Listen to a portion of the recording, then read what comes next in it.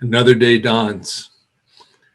The birds sing and the sky comes alight. Another week passes. The world churns and our days pass. We come back together in this circle as we do every Sunday, seeking community and consolation and inspiration. Welcome. I'm the Reverend Bob LaVallee, and I'm delighted to be joined today by our worship team, our worship leader, John Eldridge, who also serves on our COVID advisory committee, and by our religious educator, Mir Noren. Our senior minister, Reverend Angela, and our music director, Susan Peck, are taking well-deserved days off. Our tech team today, our DJ is Chris Paul, and we're also supported by Cy Schuster and Christine Robinson, and I'm forgetting somebody, Vance, and pardon me if I've forgotten anyone, which is a shame because it's such an important thing what they do.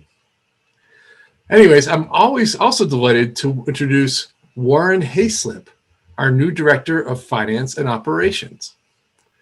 Warren comes to us with a wealth of skills and experience, most recently as Chief Financial Officer of the United Way of Piedmont, South Carolina. And Warren and his wife have been attending UU churches all over the country for years. And you can send him a hello note at the email address in the chat. And we're just so happy to welcome Warren. John has some announcements for us. Good morning. It's great to be with you again. Catherine Pulsiver reminds us that each day is a new beginning, the chance to do with it what should be done and not to be seen simply as another day to put in time. We have 3 announcements this morning. First, Unitarian's annual meeting will be happening on the last Sunday in January, the 31st at 2 p.m. by way of Zoom. Among other things, this is an opportunity for members of the church to vote on our budget for 2021. Mark your calendars for January 31st at 2 p.m. and we'll see you then. I'm delighted to share that at our Christmas Eve service, we raised more than $1,800 for our food pantry. This is a generous church, and we are grateful for our support of our work on behalf of our vulnerable neighbors. Are you new around here, or are you a church member who would love to welcome our visitors? Please join our Director of Membership and Communications, Lara Magnuson, for an informal chat after worship today. No need to join a separate meeting, just stay in the worship meeting after the breakout rooms have started. Those are our announcements. Let's work together to make ours a great day. Let's light our chalices. We kindle this chalice as we kindle our imaginations, dreaming of a better world, a better church, and a better way of being. May our dreams be realized.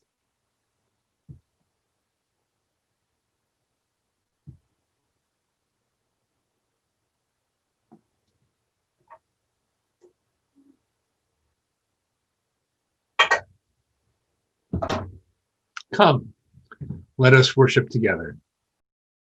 I believe in being ready.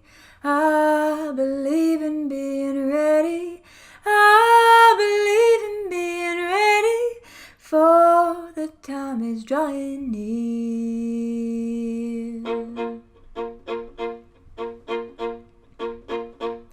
I believe in being ready. I believe in being ready. I believe in being ready, for the time is drawing near. Darling family, please get ready. Darling family, please get ready. Darling family, please get ready, for the time is drawing near. Oh, there'll be signs and wonders. Oh, there'll be signs and wonders. Oh, there'll be signs and wonders, for the time is drawing near.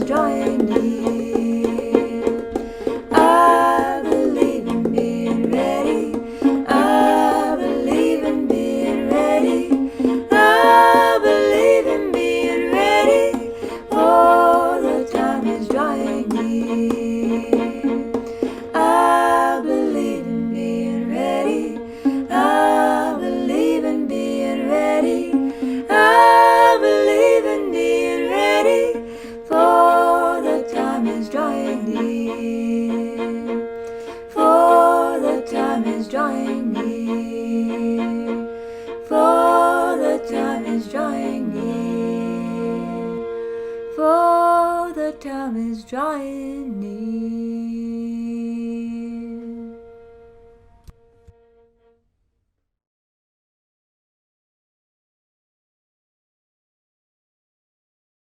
We are Unitarian Universalists. We are a people of faith with open minds, loving hearts, and helping hands.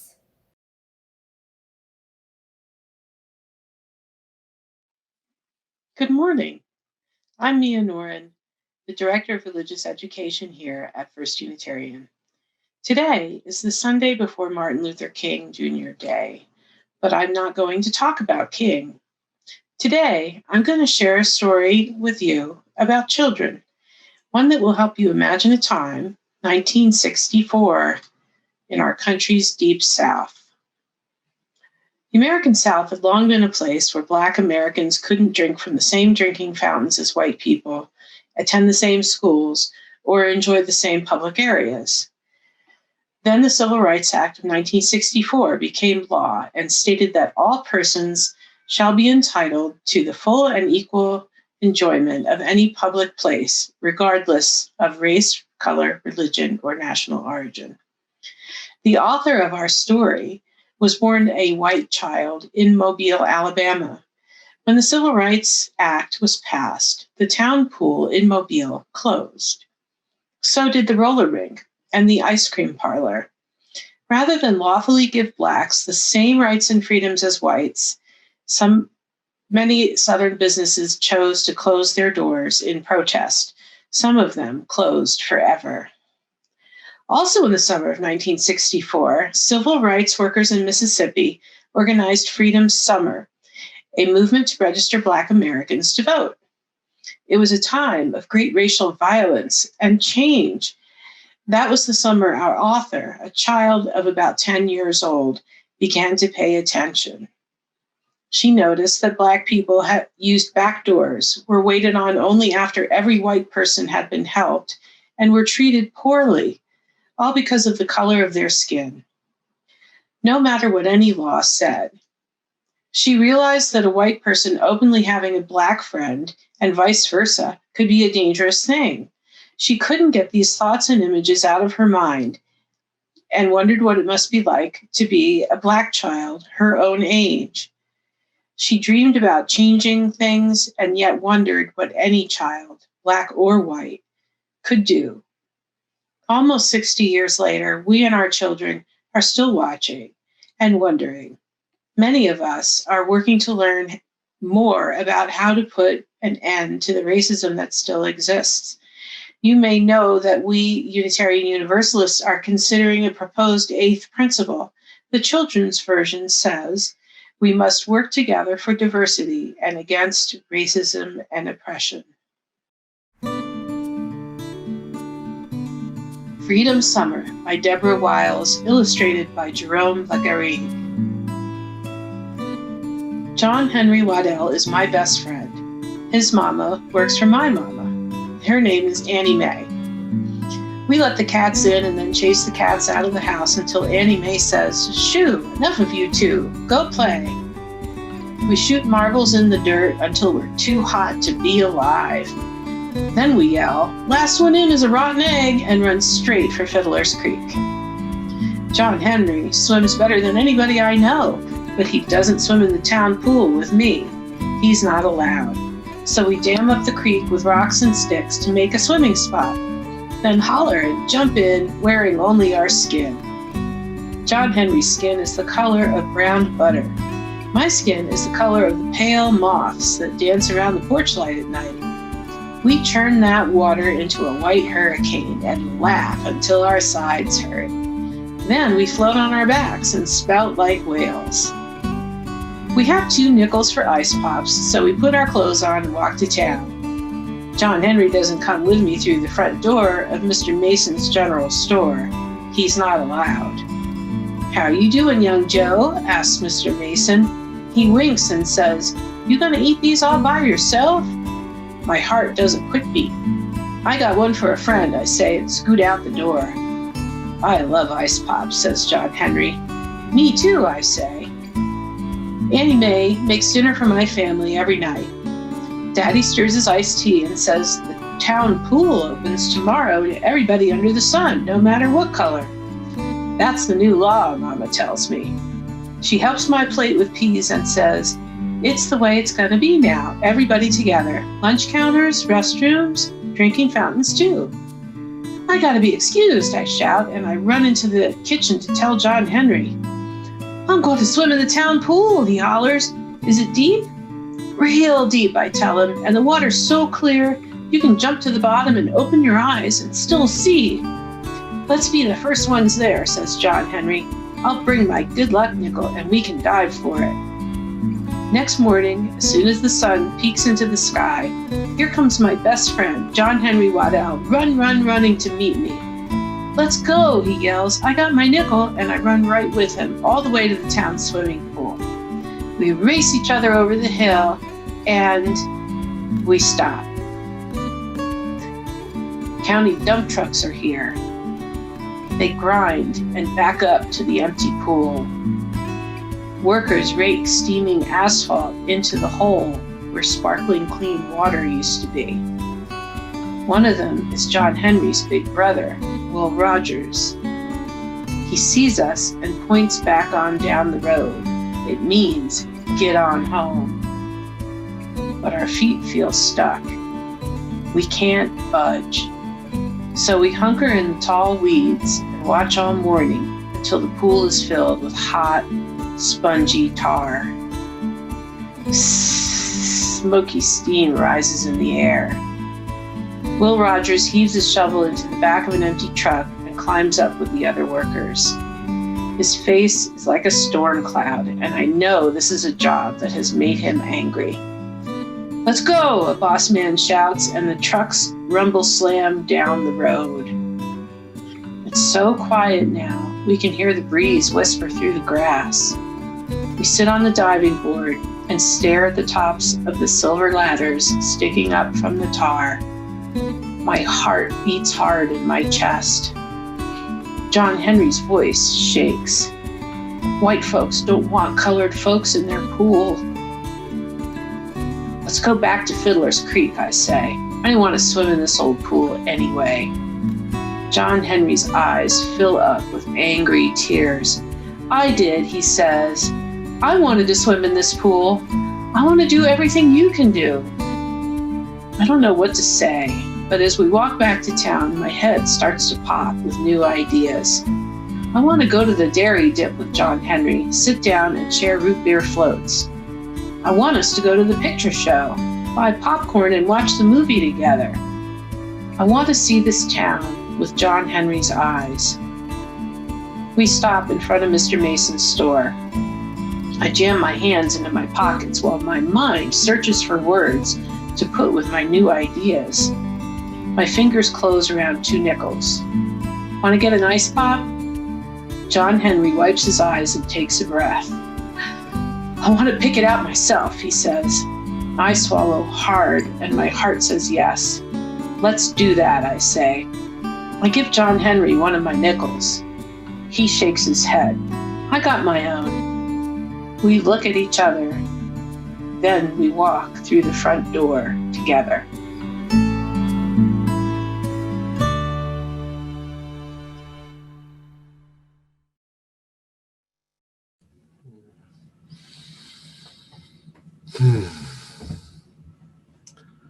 Let's pause the chat for a few moments during our meditation and prayer, and we'll turn the chat back on during our sharing of joys and sorrows. So let's find a comfortable position. Take a few deep breaths.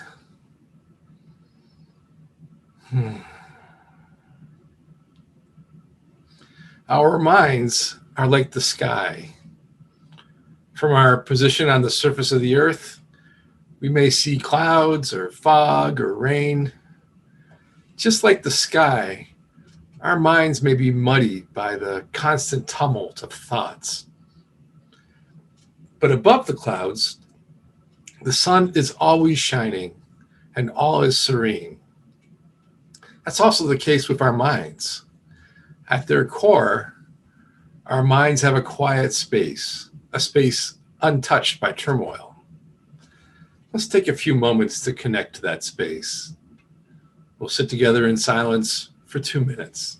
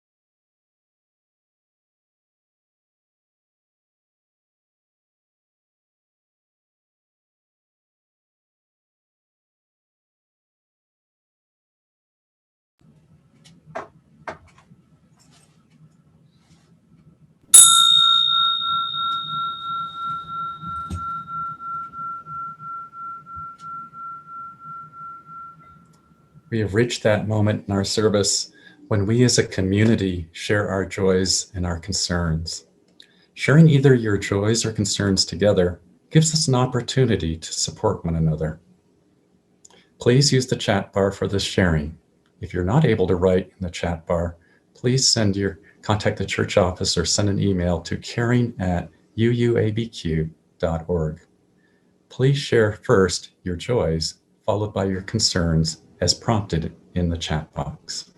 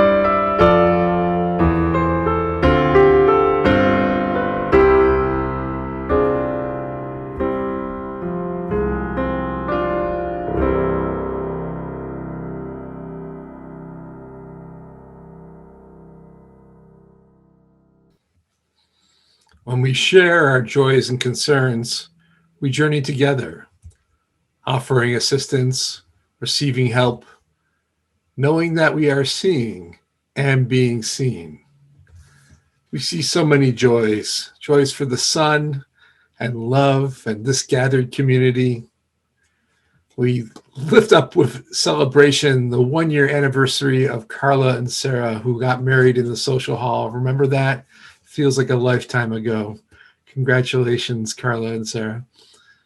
Joy for the vaccine and people receiving it, and walks in the Bosque.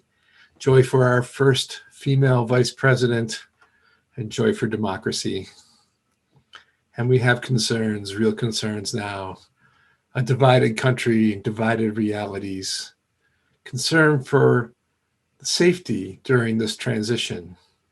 Struggles with COVID, struggles with so much, the economy.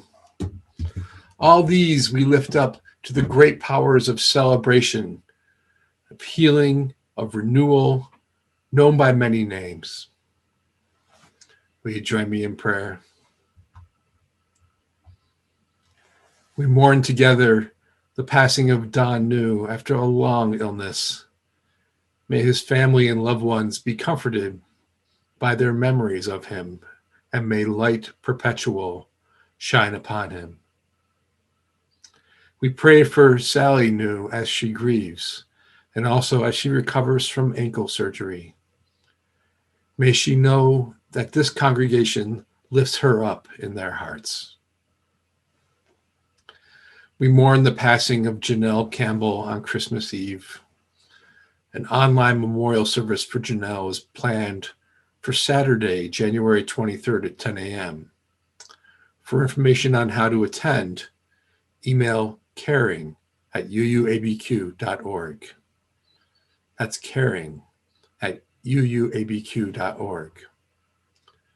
We hold her loved ones in our hearts, and she will be dearly missed. May her many contributions to the life of this congregation shine on for us.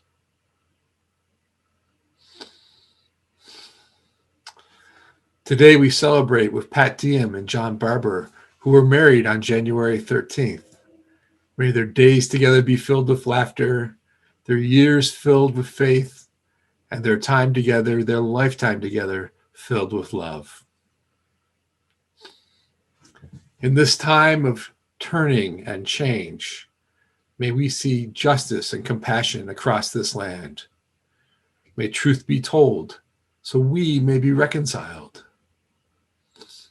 And as this pandemic marches on, we pray for all those who keep us living, the healthcare professionals, the educators, the people who keep our food chain going, and so many more. May we find strength as the weariness of this long siege takes its toll. We remember all those who have become sick or have died, and we pray for healing and comfort everywhere. We give thanks for this Unitarian Universalist Church. May we continue to journey together in wisdom. And may we all be held in the heart of love. Peace be with you.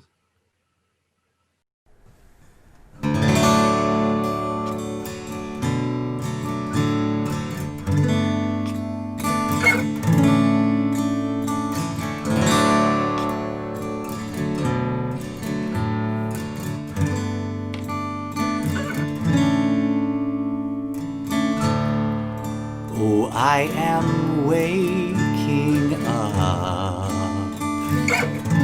to find my world between the dying and being reborn. I see what is and I see what could be.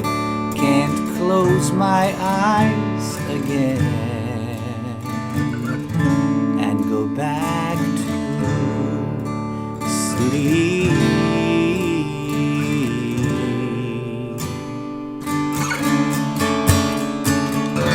Fill my days with blessed unrest, and my nights with dreams of justice. Make me a vessel for the turning of the tide.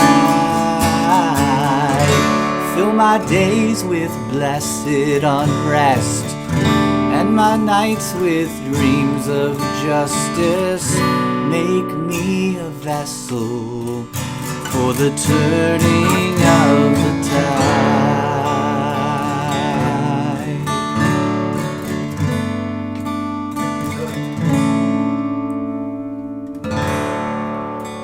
How can I change our course? Just a lonely voice. Wish I could lose myself in all the noise. But if we all would rise, a generation proud, then with a mighty song we could turn this world around.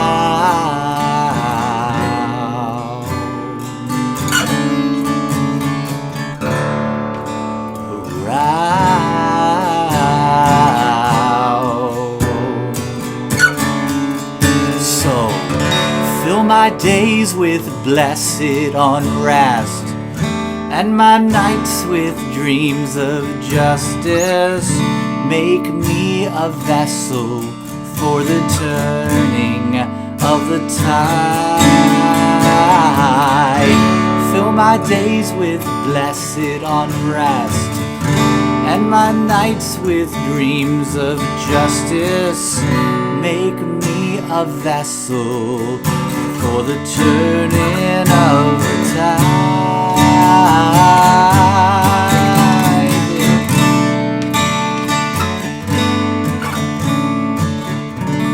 Ancestors all behind, and before me every child.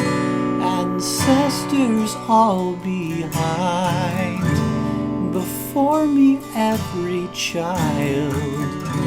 Ancestors all behind, and before me every child.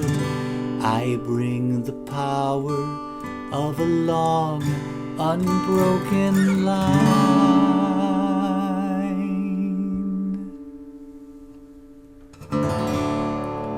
So when our time is through, I want to know we did what we came to do for the future ones. So in our darkest days, may we all be strong and give our lives so life may go on.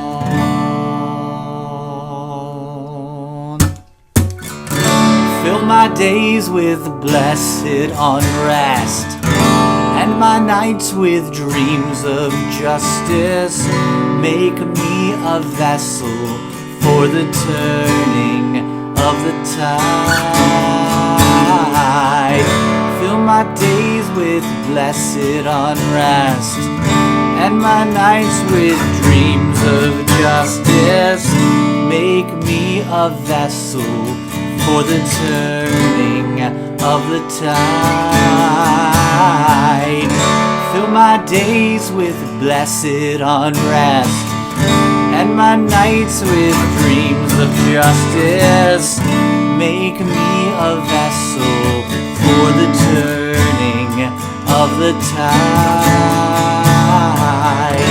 Fill my days with blessed unrest, and my nights with dreams of justice.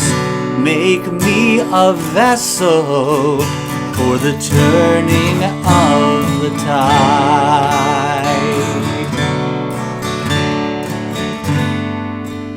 For the turning of the tide.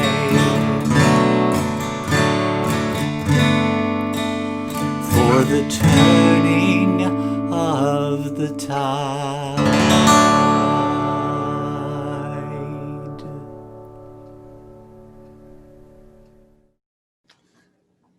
This morning's reading is titled Invitation to Brave Space, and it's written by Mickey Scott Bay Jones. Together we will create brave space, because there is no such thing as safe space. We exist in the real world. We all carry scars, and we all have caused wounds. In this space, we seek to turn down the volume of the outside world. We amplify voices that fight to be heard elsewhere. We call each other to more truth and to more love. We have the right to start somewhere and continue to grow. We have the responsibility to examine what we think we know. We will not be perfect. This space will not be perfect. It will not always be what we wish it to be, but it will be our brave space together, and we will work on it side by side.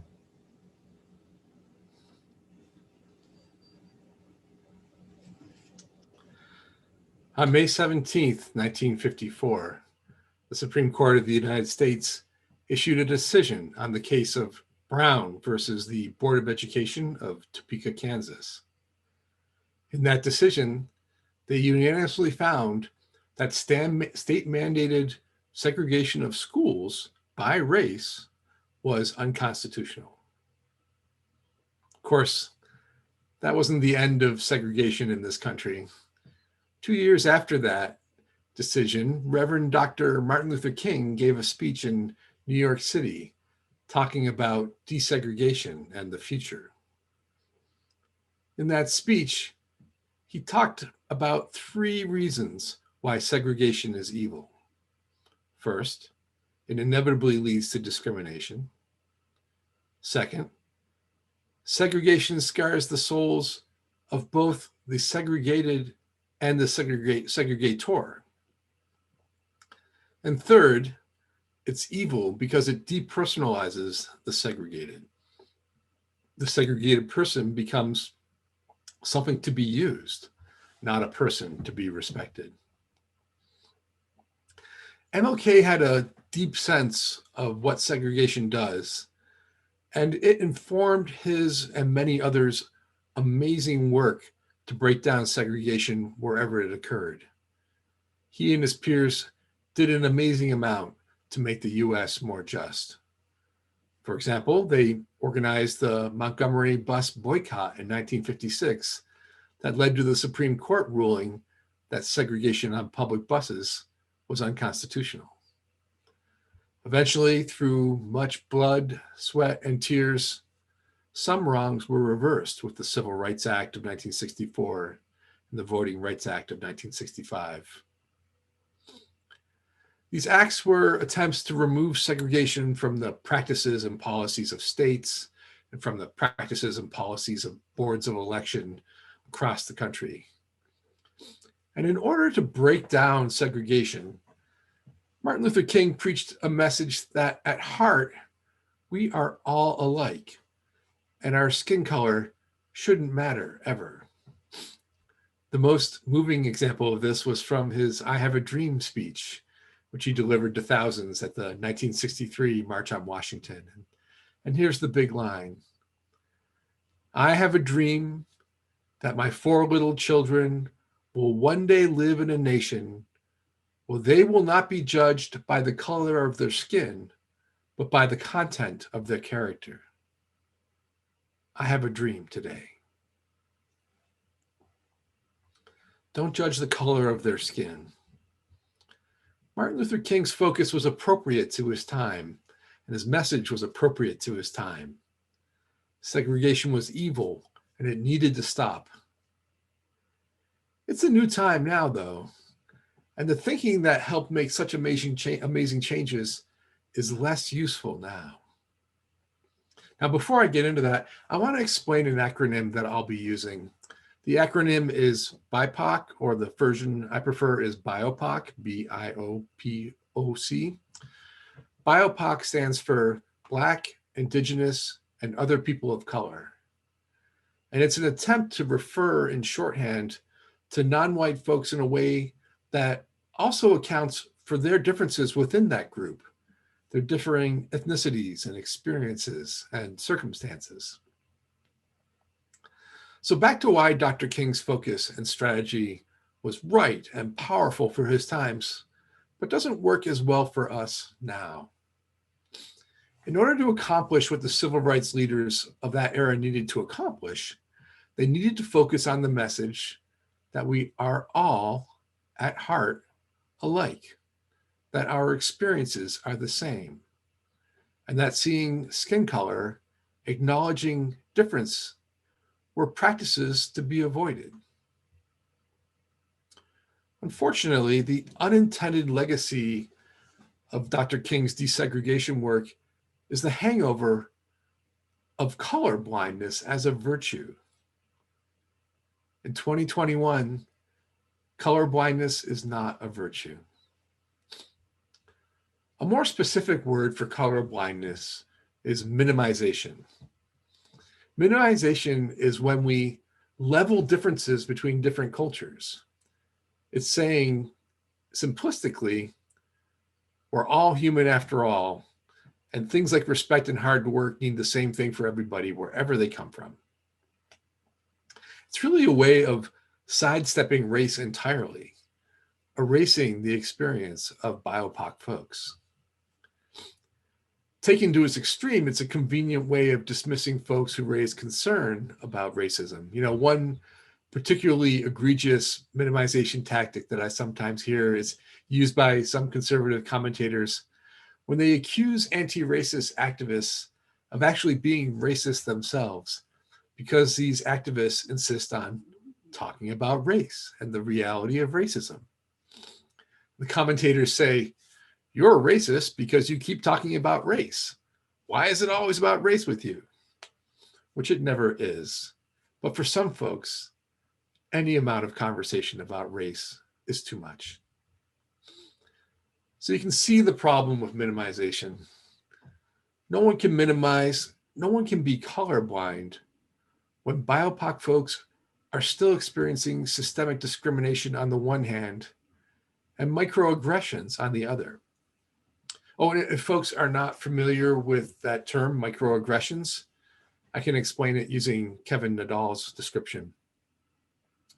Microaggressions are defined as the everyday, subtle, intentional, and oftentimes unintentional interactions or behaviors that communicate some sort of bias towards historically marginalized groups.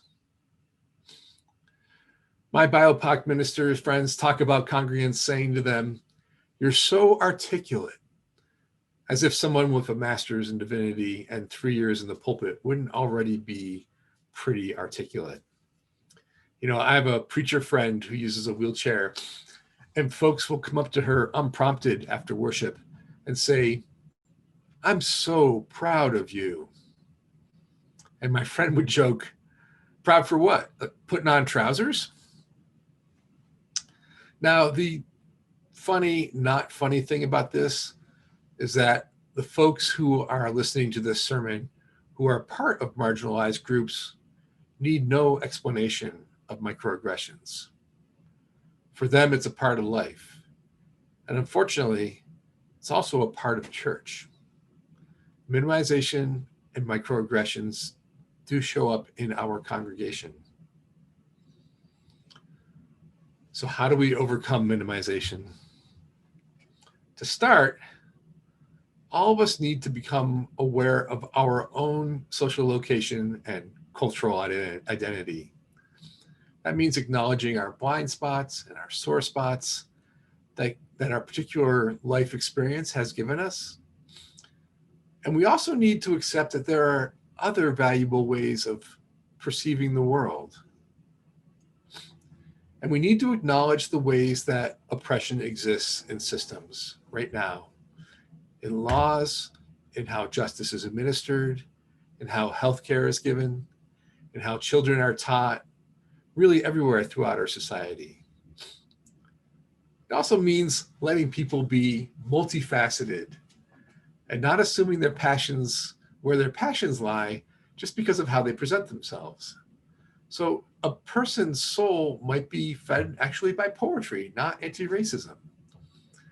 That also means understanding and acknowledging intersectionality, which is another one of these jargony words. Intersectionality is the understanding of how all our different identities add up and come together. So it's one thing to be a woman and white, or a woman and Hispanic, or Hispanic and disabled. We are all so much more than just one label. Intersectionality is actually really beautiful because it allows folks to be three-dimensional, to be fully human, not a stereotype. Isn't that how we all want to be seen, as fully human? And here's an important point. This is not meant to be a critique of what folks accomplished during the civil rights movements of the 50s and 60s. I know that there are some folks around now who were active in the civil rights movement back then, and they have mixed feelings about where they are now, or where we are now as a society. They may even feel some guilt or regret for not doing enough. I think I understand the heartbreak that some folks may feel. We're not where we need to be right now, that's for sure. But every generation has their task and then must pass the baton to the next. What that teaches us is that the work is slow and will take literally generations. It's a statement that the work is never done and must constantly evolve to fit the times. But the lesson is, if we don't examine our minimization stories, our faith formation, individually and as a congregation and as a movement, will be stuck. We are not a segregated church at First U. We are, right this very minute, a multicultural church, and it's a beautiful thing. And we are a healthy church, and that is a beautiful thing. And we can do better. We can do better. And we can draw an example from our ancestors. And here's a story from the 40s, I think, that informs us now. So in 1948, most houses of worship in the United States were segregated by race. Some were segregated by law, others were segregated by custom, or just not trying to welcome and include all people. So the First Unitarian Society of Chicago, which is a big church in Chicago, was one of these congregations. And although their church was located in a neighborhood with many African Americans, it was right by the University of Chicago campus, still is. Although there were many African Americans in the neighborhood, only whites could join. And this was according to the written bylaws of the church and according to custom. It was written into their bylaws. But eventually the congregation realized that they really wanted to live truly into their values and principles. The minister was ready for this change, and so was James Luther Adams. And I'm laughing because this is my second straight week of referencing James Luther Adams, or JLA, as the cool kids in seminary like to say. JLA wanted to move forward. Dr. Adams, JLA, taught at the Meadville Lombard Theological School, my alumnus, which at the time was right across the street from the First Unitarian Society of Chicago. And he was a member of that congregation's board of directors. He was a leader in that congregation. So along with some others, Reverend Pennington, who was serving the church at that time, and JLA, proposed a change in the church's bylaws to desegregate the church and welcome people, whatever the color of their skin. They wanted to include, not exclude. They saw this as a way to put their love into action.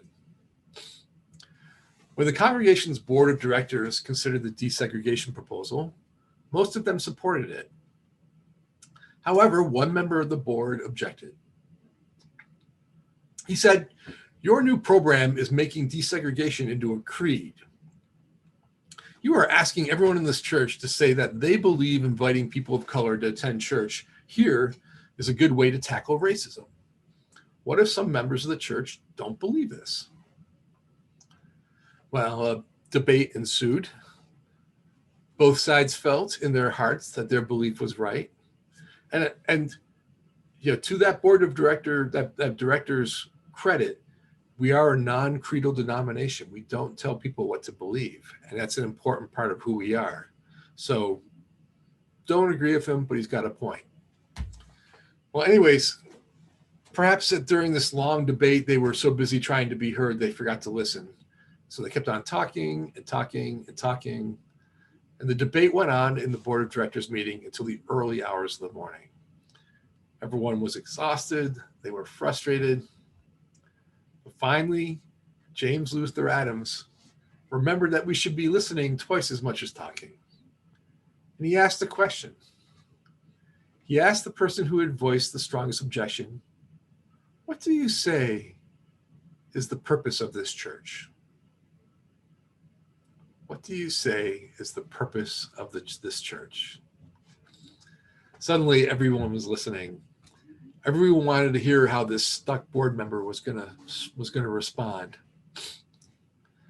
Well, the board member who opposed opening the church to BIPOC folks finally replied. He said, "Okay, Jim, the purpose of this church is to get hold of people like me and change them. To get hold of people like me and change them." And that's when the First Unitarian Society of Chicago successfully desegregated. This story reminds me of the beautiful reminder that racial justice work lies at the intersection of learning and healing. Learning and healing. And it's a reminder to all of us that the thing that makes Unitarian Universalism so special is our affirmation of the inherent worth and dignity of every person, and also our celebration of difference. Difference in theology, of course, because we're non-creedal, but difference in identity too. The groundwork is already laid for us to be radically welcoming, even more so than we are now.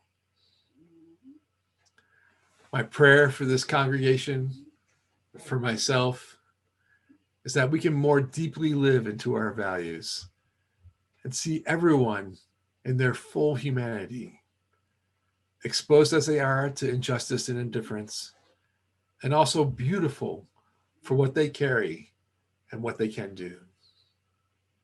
May it be so, and blessed be. We take our offering with the following insights by the Buddhist teacher Satya Lila, who tells us that there's a famous quote by Marianne Williamson. "Our deepest fear is not that we are inadequate. Our deepest fear is that we are powerful beyond measure. It is our light, not our darkness, that most frightens us." Satya Lila continues, "Imagination is a key to these great energies. And the reason why imagination is vital to the spiritual life is that if we don't use it, it will use us. If we don't use our imaginations will use us. If we don't guard our imagination, it can be captured when we are unaware. Consumerism plays on this. Advertising and marketing executives are paid a lot of money to capture our imagination."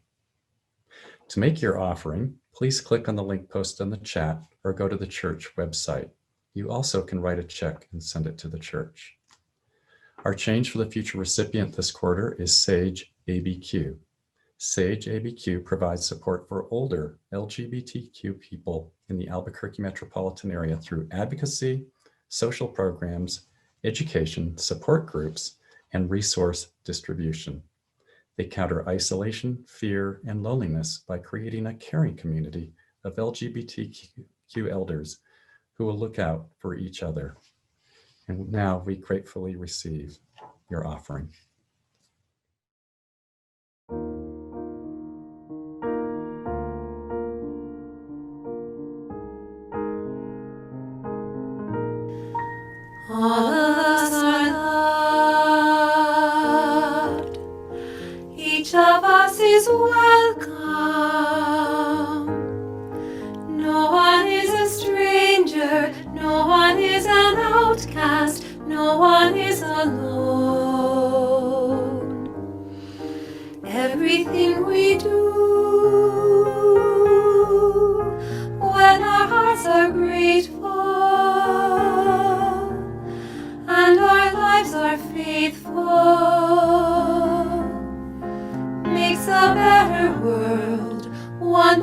we can call everybody's home.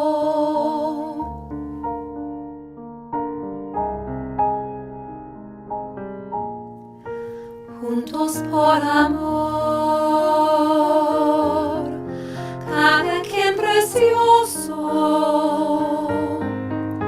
Nadie es un extraño, nadie es invocado, nadie es sin calor. Cada paso fiel, con virtud y gozo, vamos construyendo un mundo mejor, lleno de calor, como una flor.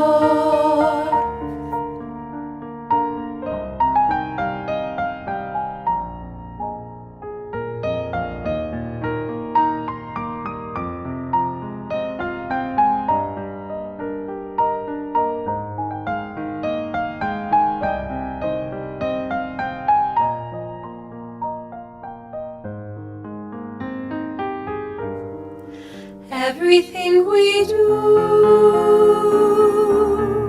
when our hearts are grateful and our lives are faithful,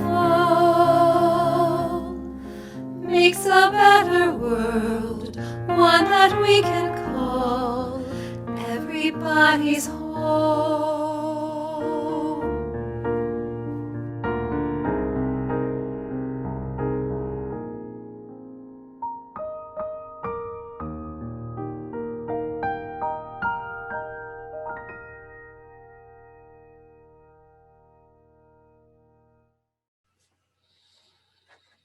What is generously given is received in gratitude. Thank you on behalf of First Unitarian Church and Sage Albuquerque.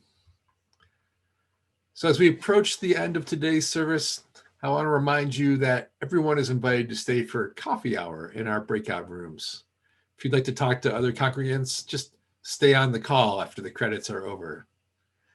And if you'd like to join the new to First U meeting, if you're relatively new to our community or just want to say hello to new folks, please stay in the lobby instead of going to the first round of breakout rooms. Once everyone has moved into the regular breakout rooms, you'll be placed in a special breakout room for new to First Unitarian. And for everyone, I offer this question as a conversation starter. What helps you to be seen as a complete person in your full humanity?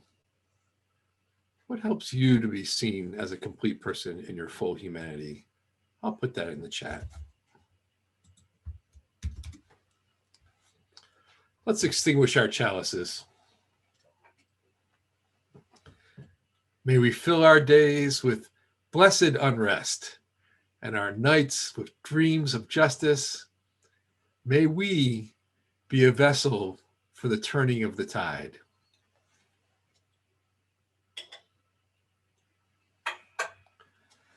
Go in peace, gentle people, and practice radical love.